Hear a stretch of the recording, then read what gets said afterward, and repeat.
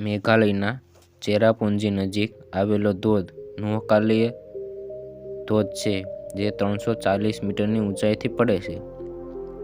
દેશનો આ સૌથી ઊંચો ધોધ 23 મીટર પહોળો છે.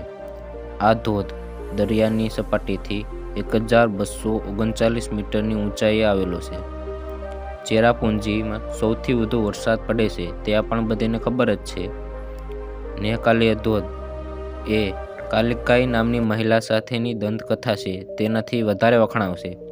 તેના નામ પરથી આ ધોધનું નામ નોહકાલી ધોધ પડેલું છે. આ ધોધ જ્યાં પડે છે તે એક સ્થળે પાણી ભેગું થાય છે ત્યાં લીલા રંગનું દેખાય છે.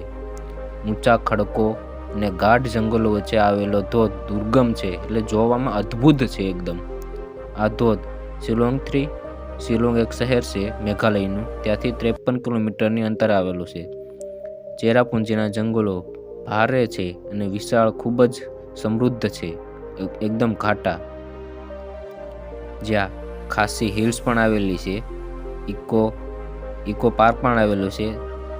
ડાઇનથેલ ધોધ આવેલો છે.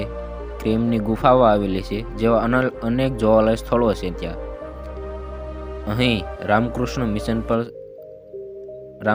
મિશન આ નામનું સ્થળ પણ આવેલું છે.